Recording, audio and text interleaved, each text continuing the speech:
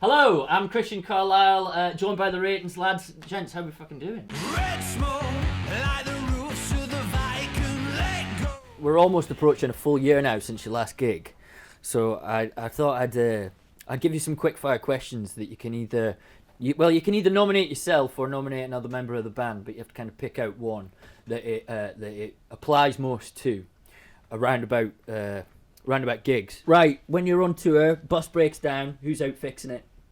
Lee. This has happened actually. Yeah. We brought down way to Newcastle, didn't we, which was like one of his last gigs, and we had to call the AA, didn't we? Yeah, we did. Yeah. But they won't come out at first because Van weren't taxed. Big time these lads. Please not tax fucking Van again. Who moans most when it comes to pack down? Johnny don't pack down, so he doesn't mow. You know what? That is a fucking rumour. A fucking rumour. I always pack stuff down. No, I don't pack it down. I carry it out, and I carry it in, and I carry the fucking band. Anyway, here we are again, Andy. But we're all Reytons, aren't we? Who gets face on if they've not had any sleep? Me. Johnny. Yeah, it'd be Johnny. You're the moody one. I can pass out anywhere. Jeff, Yeah. I can't go on stage tired because I just go like that. Oh, fuck me out. We even have like little games when you fall asleep. Like we like try and put as much as we can in his ears. Human buckaroo. I'm like a puppy. What happens is we'll come in after a gig, we'll have some food, a couple of beers, no mad, and obviously I'm just running around like a mad little dog, and then he passes out and everyone goes, "Thank fuck for that, it's tired." Normally Grant will get me and lay me down. Just sleep, Abby, and then that's it. Everyone else sits and Let him have a nap in Yeah. the corner. It'll be fine. When we were on last tour, whatever day it were, we've got like Nave, Ross, and Grant in the back, like as like guitar techs and photographer and tour manager, and Nave is the oldest one, bless him, out of us all, and he sometimes he looks like he's asleep. He's like this. But he's not. He's just resting his eyes, like something your nan would say. He goes, resting my eyes. Anyway, Ross weren't aware of this, so he sat next to him and he goes, "Has anyone got a Sharpie? Has anyone got a Sharpie?"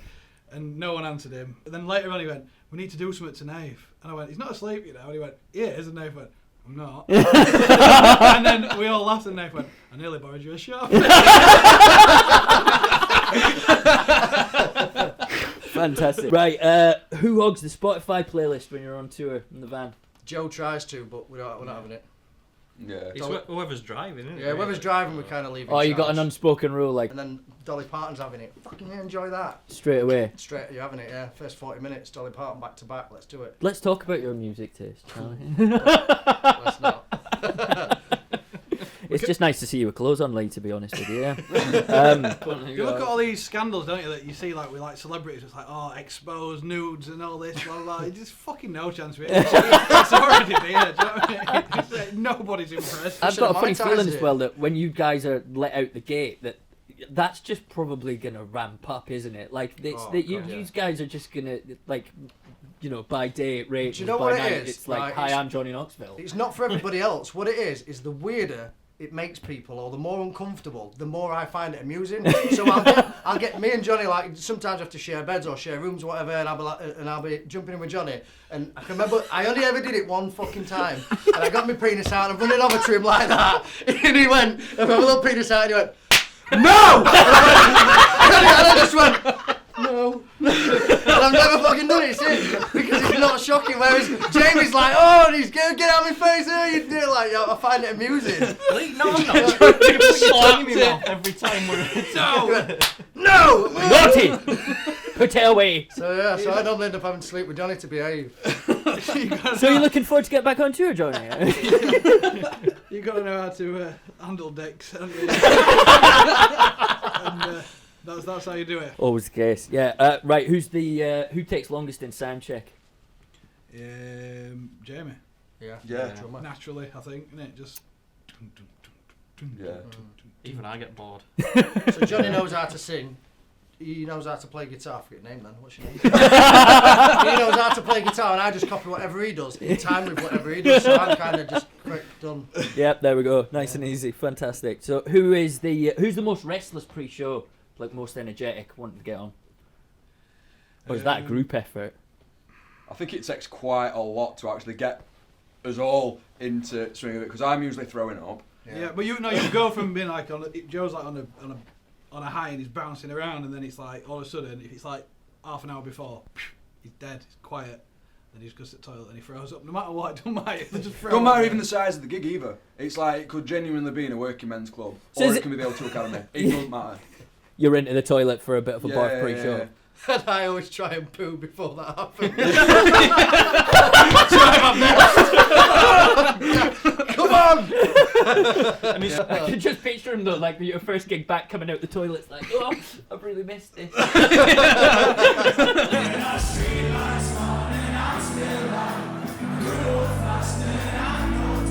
When you did Select Academy for the first time, did you guys notice any like change in, I don't know, maybe attitudes towards you? Were there certain people that started to like sit up and take note from that point? Did you really catch people's attention?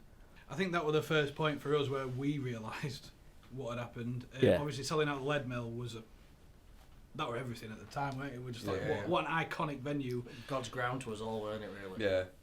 And we went out on that stage not believing what had happened. So when we announced the O2 tickets before that, and obviously then it sold out, you still don't believe that it sold out. And Yeah. to walk out on that stage, I remember Lee rode his bass like a horse. You did. Fuck knows why. But it's one of them things that you look back and you think, why? And do you know what? I'm not going to say I didn't enjoy that night. Of course I enjoyed that night. But looking back now, knowing that moments like that were so precious, especially when they take it away from you like they have done. Yeah. We need to, next to anybody that goes to a gig, whether it's our gig or we just watch it or just having a pint in the pub, you need to embrace every single moment. And I cannot wait to get back on that stage at O2 again and just be there with the fans, because we could do live streams, we could do other stuff. We've not done a single live stream since it happened, because for us, it's just not what we're about. We're not a band as in, we're not just, four guys making music and trying to show what we can do. It's not about that. For us, playing live is us and the other thousands of people that are there with us. Like we've said, it sounds cliche. We're the Reytons, they're the Reytons. Reytons isn't a band. It's just something else. It's a family. And for us to stand there without them and play now like we could do today, it just wouldn't be the same. So just to have that moment when we're all back together, one big fuck off party at O2, I can't wait. It must have been just the most incredible experience to walk out onto that stage and see all of those people there in front of you. Can you Robbie guys Williams. Do you know what you'll have seen the video where Robbie Williams like takes a picture and everyone takes the picture? Yeah. And obviously you walk out and people have got phones out and there's all sorts of little things happening. I walked out, well I didn't, I rid me bass guitar like that. And I got to the front, obviously everybody else walked out and I looked out and there's all lights flashing. I was like, I feel like fucking Robbie Williams. When he said that, I first thought you were joking. I actually felt like Robbie Williams, yeah. It's bizarre though, isn't it? Like, especially on stages like that, because there's only four of us and we don't have like all this like Metallica level gear and that. Four lads just kind of on this stage what's far too big for us. The O2 main stage is massive. It's deep as well, isn't it, to try Big. and Yeah, fill, yeah, yeah. yeah, and yeah. it's the second biggest O2 stage in the country. Seriously. Yeah. Yeah, we're walking on, he's got a microphone, I've got a little briefcase, he's got a briefcase, and he's got a stick and a half of drums. Do you know what I mean? Like going out, it's massive, it's fucking We crazy. are- But we were undergunned, weren't we? Oh yeah, massive. But it's that kind of like when you go on there as well, because it's that big and there's that little gear on there as well, because it's us in it. Let's be honest, like there's not a lot on that stage. You're walking out and it feels like you're walking on for hours. It's Yeah, like, yeah. And the people you can feel, it's like this wall of energy that you've just got to kind of break through to get on there. Do you know what I'm nervous about more than anything for the tour is fitness. I mean, we tried to keep. I mean, look at the size of us now. I mean, the streams have grown, but fucking so have we. We are twice the size now. So we've got to start doing a bit of jogging and getting fit. Fucking literally been sponsored by Jameson. All I'm doing is drinking.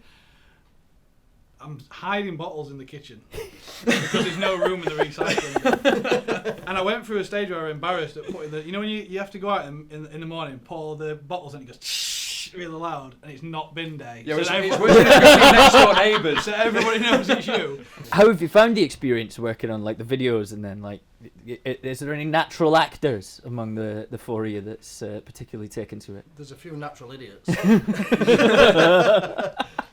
It's been weird, hasn't it? Because there's been obviously restrictions with COVID and stuff. So through this EP, that you kind of have to tick every box to make it possible. Obviously, luckily, as we are a band and we are a business, like you said earlier, we can carry on doing what we're doing. But it's still been a laugh. Like we worked with Neil Fitzmaurice from Phoenix Nights, Reytons. What else has been? Peep Show. Brassic is in Brassic Yeah. as well. And then on the new video, we've actually got Steve Hewison, who plays Lumper in Full Monty. Brilliant. And, Oh my God, that's amazing. Brilliant guy as well. Yeah.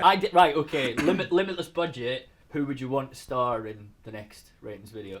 We don't do it on a budget, you know. These are the people we want.